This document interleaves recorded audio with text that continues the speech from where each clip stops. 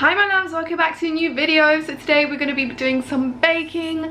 Finally, I know you guys have been waiting for this video and it's here. Trust me, it's here. And today we've actually got a super easy no oven bake cake recipe that I'm going to try and do for the first time ever. But before we jump into the video, I'm going to do my post notification shout out. Today's one's going to go to Aurora Glam, so thank you so much for hitting that bell button. I really appreciate it. And if you guys want to get one next time, all you have to do is subscribe, press the bell button, and let me know in the comments below when you've done so. So like I said, I'm going to be doing a no bake cake. We're going to be using a pan on the stove, and hopefully this goes out really well. It's really easy and I pray that this goes well, guys. Now the recipe that I'm following is by Emma Goodies. She has a really cool channel with amazing recipes. I definitely recommend it, and I'll link that in the info box, but I will be following her recipe in today's video. So the first thing you want to grab is your frying pan. The recipe says to use an 8-inch heavy bottom pan. I know this is a heavy bottom pan, but I don't think it's 8-inch because this is definitely a bigger one, so I doubled up the recipe.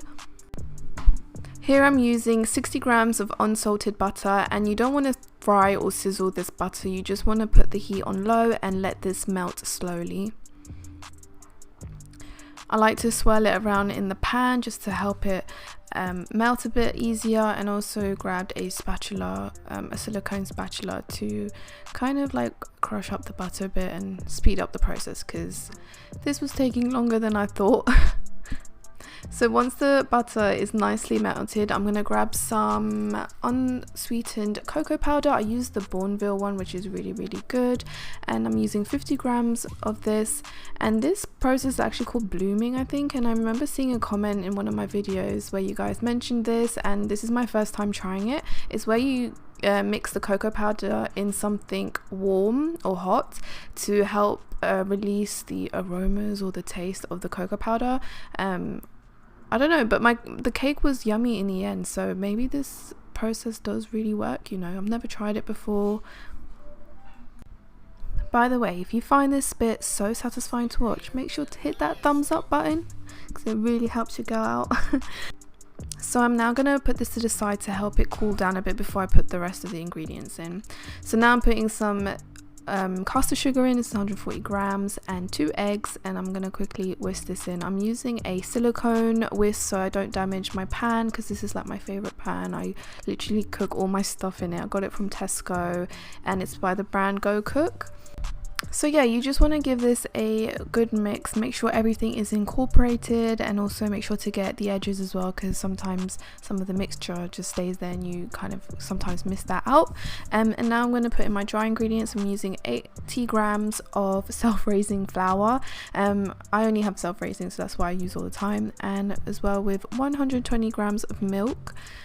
And you just want to slowly mix this in. I did sift my flour in so that I don't get any lumps or anything when I'm mixing this.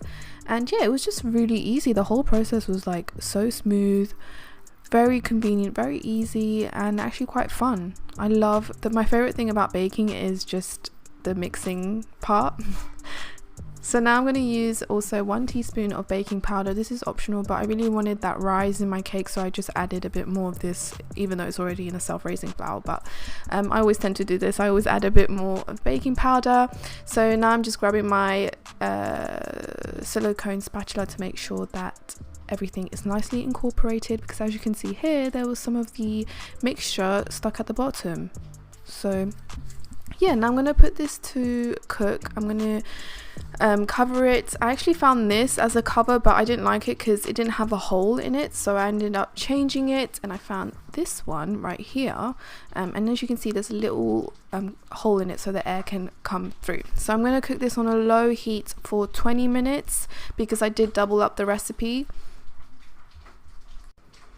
Make sure to keep an eye on it. I kept checking every now and then, but after 20 minutes it looks like this, and it rose really well. Is that even a word? A rose? Oh my god. So I took a toothpick to check that the cake was cooked, and the toothpick came out clean, so that was all good. And I also poked a bunch of holes in it because we're going to put some milk into the cake afterwards, and after this I'm just going to let my cake cool. So whilst the cake is cooling, I'm going to do my fudge ganache kind of thing. I'm using 200 grams of double cream and 35% milk chocolate, and I'm just going to put this on simmering water. and we're gonna melt these two together. This is so satisfying. I love this bit. This was by far the best ganache I've ever made in my whole baking experience. Okay, this is a huge milestone for me, because I don't really like rich chocolate, so this was just perfect. I also added 2 large tablespoons of Nutella, and this is optional, but this really gave a nice taste to the ganache. And to be honest, it's quite liquidy now, but once you cool it and once it's in the fridge, it's actually very fudgy. It's so nice. I could eat that whole bowl, like, no joke. Okay, now we're going back to the cake, and I'm gonna pour some milk into the cake. I actually made chocolate milk, which is where I just warmed the milk and I put a teaspoon of cocoa powder in, and I mixed that up really well. And we're just gonna pour this directly onto the cake, and make sure to do this all over and don't miss any areas.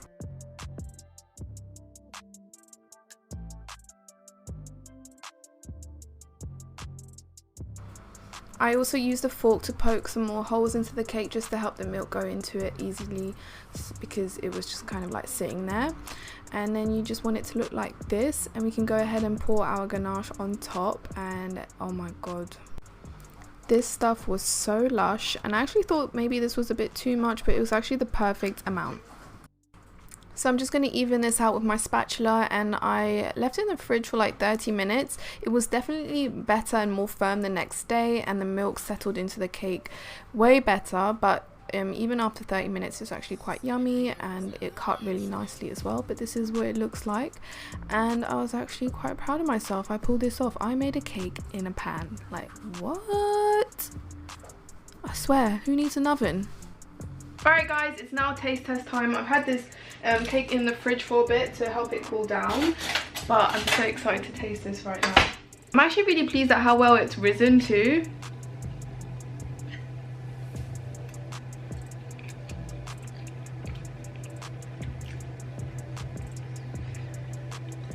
That's a really nice cake. Like, you would never guess that this was made in a pan.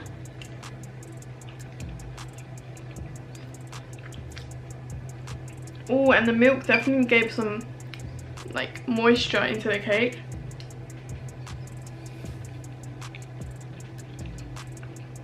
That is definitely a very yummy cake, very easy to make. I've got some chocolate on my face. I hope you guys enjoyed this video. Give it a thumbs up if you did. I will be making cupcakes soon, so make sure to subscribe to stay tuned for that.